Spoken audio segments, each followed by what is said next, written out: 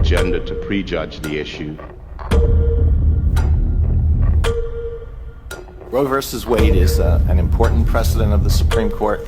It was decided in 1973. It has been challenged on a number of occasions, and the Supreme Court has reaffirmed the decision. When a decision is challenged and it is reaffirmed, that strengthens its value. Roe versus Wade, decided in 1973, is a precedent of the United States Supreme Court. It has been reaffirmed, so a good judge will consider it as precedent of the United States Supreme Court, worthy as treatment of precedent like any other. As a judge, it is an important precedent of the Supreme Court. By it, I mean Roe v. Wade and Planned Parenthood versus Casey. Been reaffirmed many times. Casey is precedent on precedent. I do not believe that Brett Kavanaugh will overturn. Precedents are overturned all the time.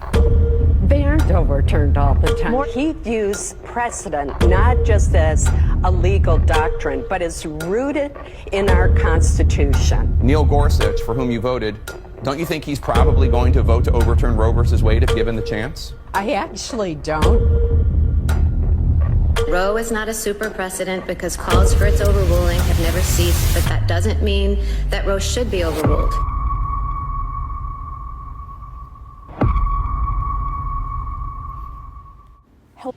Hello everyone, it's QueenVLionz back to you with another video. This video is an update to the Adriana Smith story. Before I begin, I would like to extend my support and condolences to the Smith family as you are grieving the loss of your child, your mother, your partner, and loved one at this time. According to reports, the family of Adriana Smith, the mother and nurse who was declared brain dead since February of this year, she was forced into an incubator as her child had an emergency C-section on June 13th, 2025 at around 4:41 a.m. According to reports, the baby weighs 1 pound and 13 ounces and is in NICU. He's expected to be okay, according to April Newkirk, who is Adriana Smith's mother. She went on to say, "He's just fighting. We just want prayers for him. Just keep praying for him. He's here now." She's now preparing to say goodbye to her daughter. Newkirk stated, "The hospital will take Adriana Smith off of life support by Tuesday, June 17th, 2025. It's kind of hard, you know," she said tearfully. "It's hard to process. She wishes she had more time. I'm her mother," she stated. "I shouldn't be burying my daughter. My daughter should be burying me." She's now trying to hold it together for her grandchildren as loved ones marked Adriana Smith's 31st birthday over the weekend. "If I could say one more thing to her, I guess I would tell her that I love her and that she was a great daughter." Adriana Smith has been on life support for nearly 4 months after suffering a medical emergency linked to blood clots in her brain. Her case drew national attention as it raised difficult questions about Georgia's abortion law, which bans most abortions after cardiac activity is detected around 6 weeks into pregnancy. Adriana Smith was declared brain dead on February 19th, 2025, when she was 8 weeks pregnant. Her mother, Miss Newkirk, stated that doctors told the family that they were required to keep Adriana Smith on life support under the state's abortion law, House Bill 481, also known as the Life Act. The law does not explicitly address situations involving brain death, but experts and some lawmakers said it has created confusion in medical settings. These are not small contradictions. These are life and death contradictions, said State Senator Nabila Islam Parks during a recent press conference. In a May statement, the Georgia Attorney General's office clarified there is nothing in the Life Act that requires medical professionals to keep a woman on life support after brain death, said spokesperson Cara Murray. Removing life support is not an action with a purpose to terminate a pregnancy.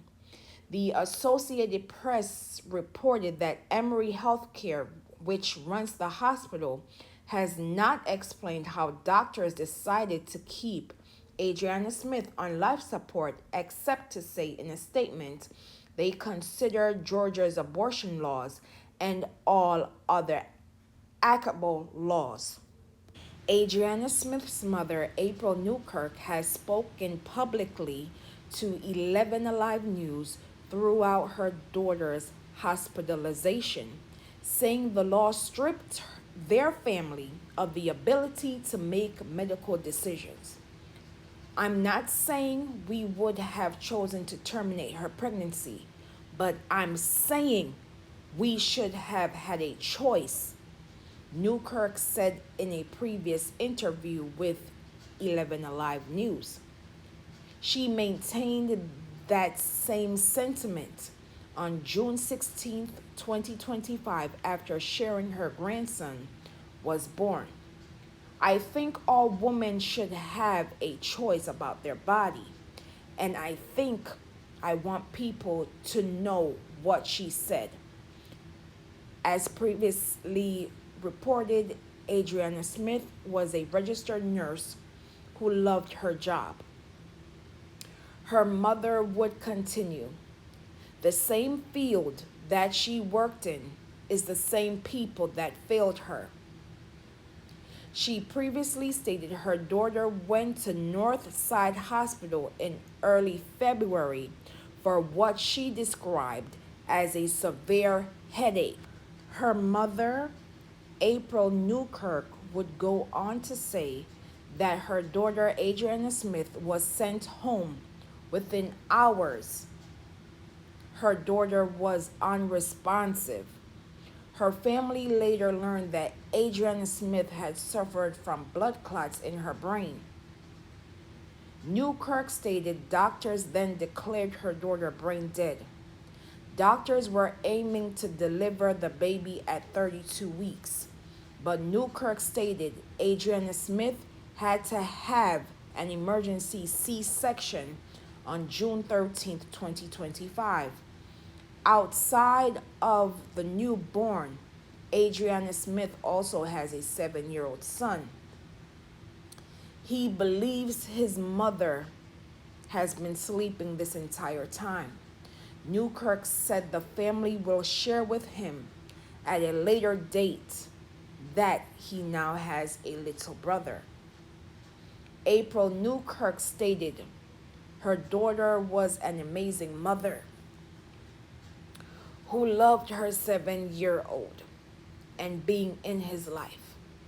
She was excited to be expecting again. She was a ray of light. She loved to travel. She loved her family. She's a good mom, and she wanted to advance her education. She loved people. April Newkirk stated she received an outpour of support during this ordeal, even from Adriana Smith's former patients. Someone wrote me on Facebook saying that she took care of them during a lung transplant, and she was amazing. And even after she wasn't their nurse, she still continued to check on them. I think it means a lot that people reach out to me through email, text, messages, Facebook, social media. That says something about her, that says that she was a great person. That says a lot.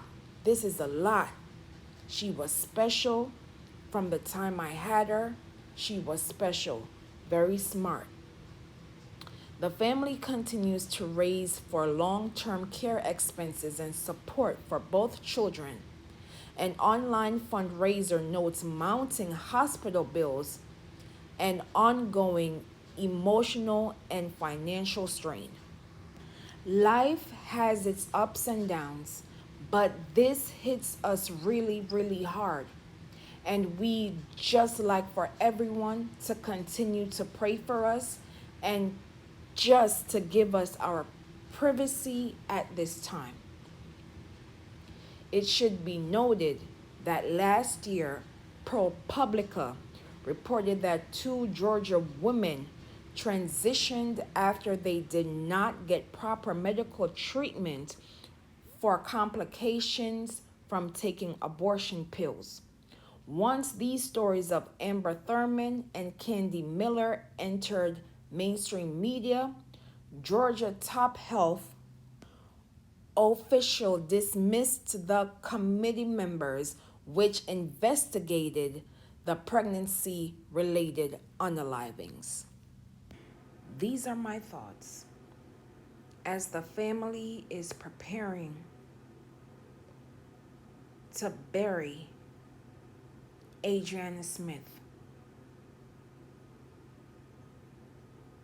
I can't even begin to imagine what this family is feeling. Adriana Smith transitioned on February 19th, 2025. And due to this cruel bill, this family had to endure the pain of their daughter not waking up. And to add injury to insult, knowing that she's no longer breathing, knowing that she's no longer here. She had to be an incubator without her consent or knowledge for a pregnancy that she could no longer give consent to. Adriana Smith should be celebrating her 31st birthday in June. Yes. But she transitioned in February. Her brain was no longer functioning.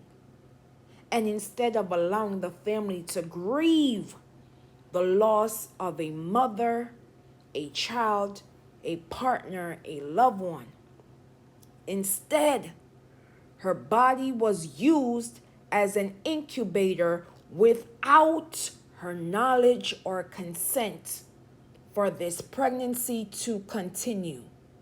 And to top it all off, her family has to pay for the mounting medical bills, not only for Adriana Smith, but for the second grandchild who is now fighting for his life. Make that make sense. This family is experiencing torture and disrespect on so many levels. When Adriana Smith's mother, April Newkirk, stated, "I'm her mother. I shouldn't be burying my daughter. My daughter should be burying me." The same field that she worked in is the same people that failed her. Adriana Smith knew something was wrong and went to the hospital for assistance, and instead she was sent home, only to be brought back within hours later, but it was too late. Once again, we are witnessing in real time of another life lost that could have been prevented. And we have the resources to assist and aid. Instead, we deny Black mothers due to our biases, regardless of income, educational level, and yes, association. Adriana Smith was a nurse, and she was not seen as a colleague or a personnel of the medical field. She was just seen as another Black woman complaining. Adriana Smith is the third woman from Georgia to experience a similar outcome that the public knows of. As previously stated, ProPublica reported that 2 Georgia women transitioned after they did not get proper medical treatments. Their names are Amber Thurman and Candi Miller. Once word got out, the health official committee members were removed. So many Black mothers enter these hospitals and are unable to leave these hospitals alive. As I was doing additional research, I found another heartbreaking story from Georgia, in which the grieving parents, Jessica Ross and Trevon Taylor Sr., had their baby decapitated during childbirth. At the time, Jessica Ross was 20 years old when she went to the hospital after her water broke early on July 9th, 2023. According to the couple's ongoing lawsuit with the hospital, Southern Regional Medical Center and delivery doctor, the baby became stuck during a prolonged vaginal delivery, resulting in a rare complication known as shoulder dyscostia. After several failed attempts to delivering the baby, a stat C-section was ordered. The baby's body and legs were delivered during surgery, but the baby's head was delivered vaginally, which left the family devastated. In the weeks following the loss of their baby, the couple learned that Dr. Gates had shared full face images and internal organ footage of their child on Instagram without their knowledge or consent. This led to a lawsuit in which a Fulton County jury has awarded the couple $2.25 million in damages after ruling Dr. Gates, a Metro Atlanta pathologist, violated their privacy by posting graphic autopsy videos of their child on social media. The couple is also suing Southern Regional Medical Center and their delivery team.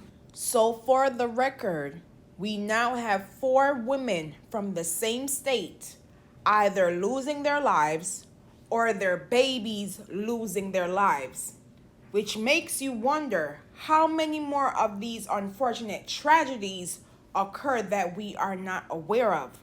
How many more of these unfortunate events will occur to more families and communities experience before we, the people, make a change?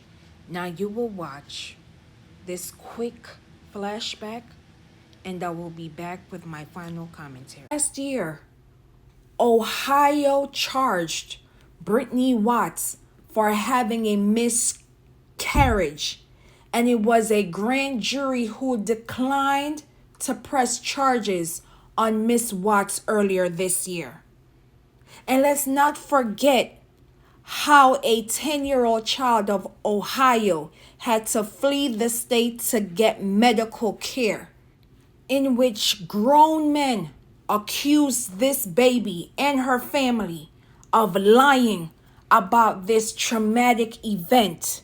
And let us not forget about the 12-year-old child in Mississippi who was violated and had to carry a child by the age of 13. Let's not have amnesia right now. And let us not forget Nancy Davis of Louisiana, who was denied of getting health care because the state that she was living in told her she had to carry her baby, knowing that this baby was going to transition within hours and even days after giving birth. Nancy Davis had to leave her state in order to get the health care that she needed. Regardless of what you may feel or how you were raised, you can't deny that these unfortunate moments could have been prevented. America has a problem with dismissing black people and a disdain for dismissing black mothers and black babies before, during, and after pregnancy. Don't believe me? According to the CDC, black infants died at a rate of 10.9 infant deaths per 1,000 live births, more than double the rate of 4.5 deaths per 1,000 live births for white women and 3.4 deaths per 1,000 births for Asian women. According to March of Dimes, they gave Georgia an F for its preterm birth grading, finding that black babies are 1.5 times more likely to be pretermed than all other babies. Every pregnancy-related death is tragic, especially because more than 80% of pregnancy-related deaths in the United States are preventable. Recognizing urgent maternal warning signs, providing timely treatment, and delivering respectful quality care can prevent many pregnancy-related unalivings. Black women are 3 times more likely to transition from a pregnancy-related cause than white women. Multiple factors contribute to these disparities, such as variation in quality health care and underlying chronic conditions. Social determinants of health prevent many from racial and ethnic minority groups from having fair opportunities for economic, physical, and emotional health. Former Vice President and Democratic nominee for POTUS, Kamala Harris, alongside Representative Lauren Underwood and other Congress members, were pushing for the Omnibus bill into reality.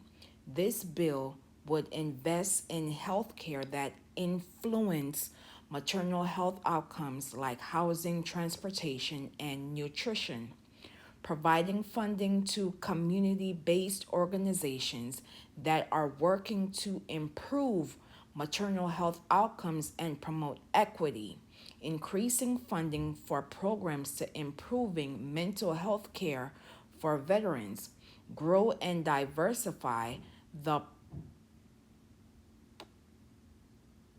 prenatal workforce to ensure that every mom in America receives maternal health care and mental health conditions.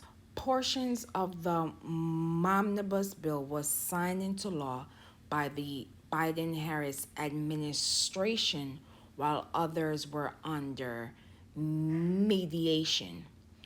with the current administration's bill, it could be removed with possible cuts to Medicaid and other supporting systems for mothers across the country. Which leads us back to the ballot box.